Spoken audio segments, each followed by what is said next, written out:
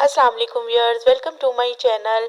आज इमली की और आलू बुखारे की चटनी की रेसिपी आपके साथ शेयर कर रही हूँ। ये बहुत ही मज़ेदार रेसिपी है और रमज़ान आने वाला है, उससे पहले आप ये चटनी बनाएं और अपने फ्रिज में इसको सेव कर लें ताकि अफ्तारी के टाइम आपको ज़्यादा मेहनत ना करनी पड़े।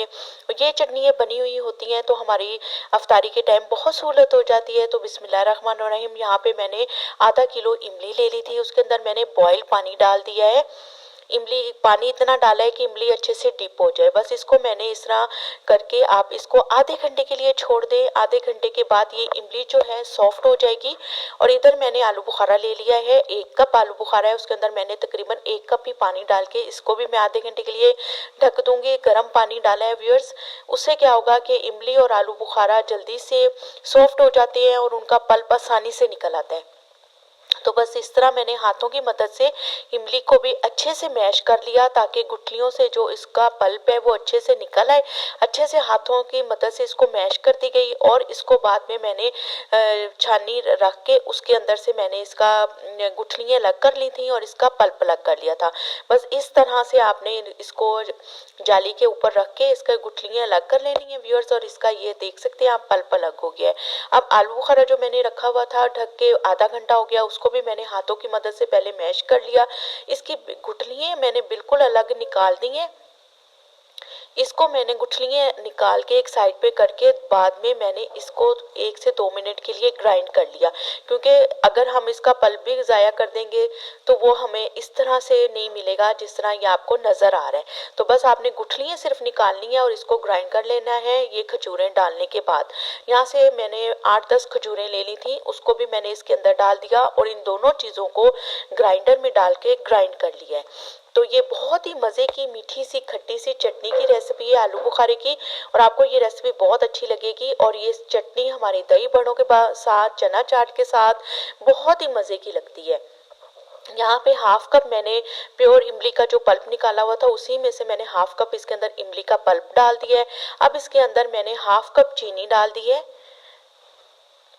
चीनी भी 1/2 कप आप डाल दें।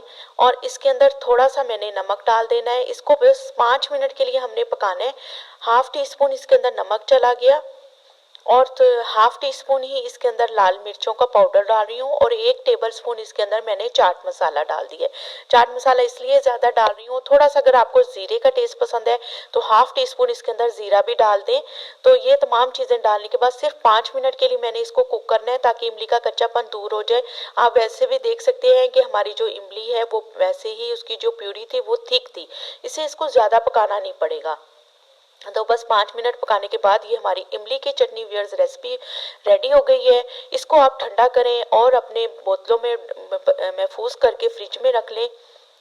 तो ये अफ्तारी के लिए, समोसों के लिए, दही बड़ों के लिए बहुत अच्छी खट्टी मीठी चटनी की रेसिपी आपके साथ शेयर की है, जो दही बड़ों और चना चाट के साथ बहुत अच्छी लगती है। दूसरी रेसिपी इमली की है जो प्योर इमली के साथ मैं बना रही हूँ। उसके अंदर ये मैंने वही इमली का पल्प ले लिया है, 1 टेबल स्पून इसके अंदर मैंने चाट मसाला भर के डाल दिया, 1/2 टी-स्पून इसके अंदर लाल मिर्चें, 1/2 टी-स्पून इसके अंदर ज़ीरा चला गया और इसके अंदर 1 कप चीनी चलेगी, क्योंकि इमली का पल्प मेरा ज़्यादा था इसलिए थोड़ा सा मैंने इसके अंदर 1/2 टी-स्पून नमक डाल दी है। बस इन तमाम चीज़ों को मिक्स करके मैं इनको कुक करने के लिए रख दूंगी। इस इमली को, ये चटनी को भी सिर्फ 5 मिनट के लिए व्यूअर्स मैं कुक करूंगी कि इमली का कच्चापन दूर हो जाए। ये आप देख सकते हैं कितनी प्यारी खूबसूरत सी और खट्टी सी हमारी चटनी की दूसरी रेसिपी तैयार हो गई है। ये रेसिपीज रमज़ान की इफ्तारी में आप बहुत हेल्पफुल साबित होती हैं, तो आप इनको पहले ही बना के फ्रिज में सेव कर लें। ये आप देख सकते हैं कितनी मज़ेदार ये इमली की रेसिपी और साथ ही आलू बुखारे की रेसिपी व्यूअर्स आपके साथ शेयर किया है। तो जल्दी से मेरे चैनल को लाइक करें, सब्सक्राइब करें एंड शेयर करें मेरी वीडियो को ज़्यादा से ज़्यादा। तो वीडियो देखने का व्यूअर्स बहुत बहुत शुक्रिया। Thanks for watching my channel. Allah हाफिज़ व्यूअर्स।